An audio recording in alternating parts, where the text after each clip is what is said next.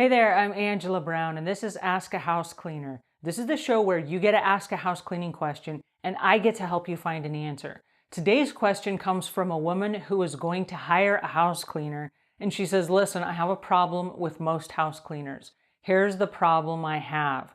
When my house cleaner comes to clean my house, I work out of my house, they chat the whole time that I'm there. They just talk and talk and talk.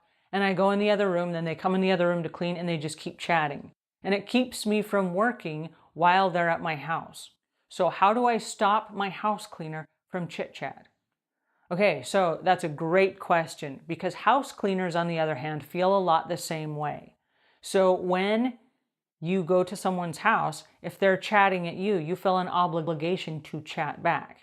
But if you, as the homeowner, set the boundaries and you say, hey, listen, I would love to chat, but I work out of my house. So I'm going to say hi when you arrive, then I'm going to go in my office and close the door. Knock on the door when you're ready to clean my office, and I'll leave. But that way you can get your work done and I can get my work done. So by creating those boundaries right up front, as a homeowner who works out of your house, and a lot of people do work out of their houses now, that way you can still get your work done and your house cleaner can get her work done, because guess what? Your house cleaner, girl or guy, I said her, but a girl or a guy, they're also on the clock. They're also at their job. And so they shouldn't be chatting either.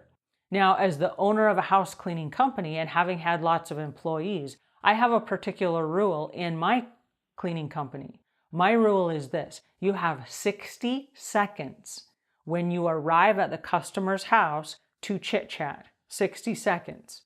So you're going to get there, you're going to walk in the door, hey, how's everything going? You're going to put on your gloves, you're going to put on your shoe covers, and then your 60 seconds is over.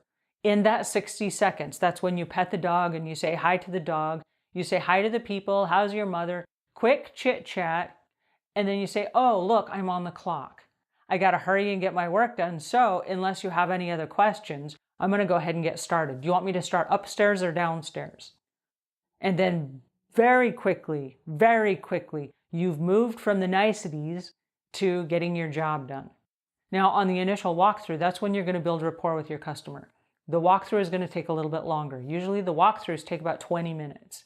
And so as you do a walkthrough, that's when you're building rapport. You're getting to know the customer's getting to like you, they're starting to build trust and all those things. When you come to the house, if the customer is there, and sometimes they're not there, but if the customer is there, you've got 60 seconds to get in, say hello, and then get to work. The exception to this rule is this. If you have an elderly couple, and I'm going to use the term elderly loosely, that is about 70 years and above, so older than 70 years. There are a lot of people that are elderly, and the reason that they're hiring house cleaners is because, number one, they're not physically able to clean their own houses, so they actually need help.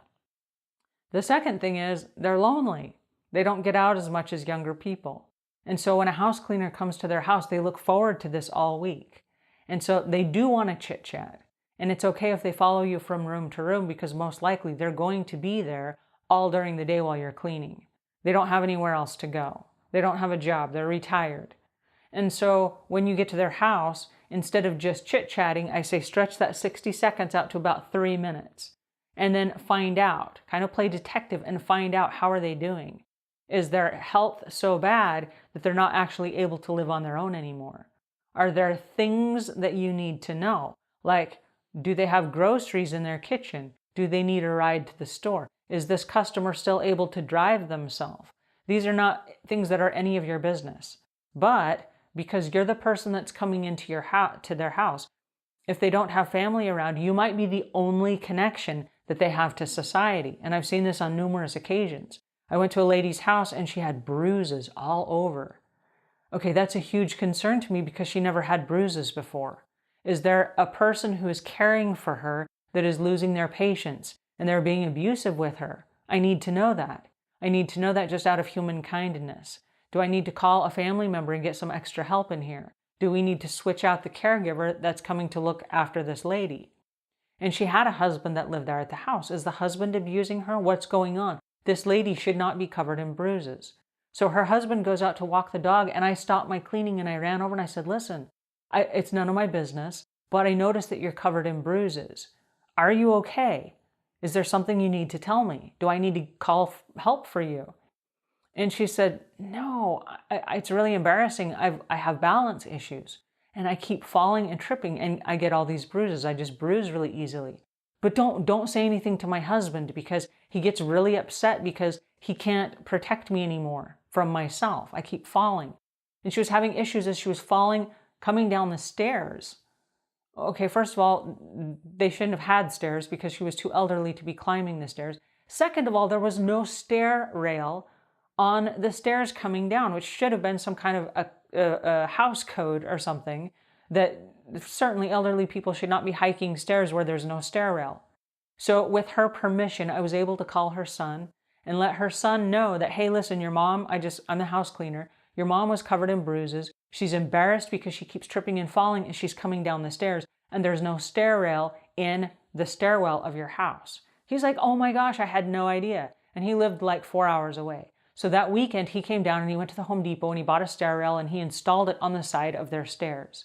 So there are things like that that you can do to help that have absolutely nothing to do with your job, but everything to do with communication.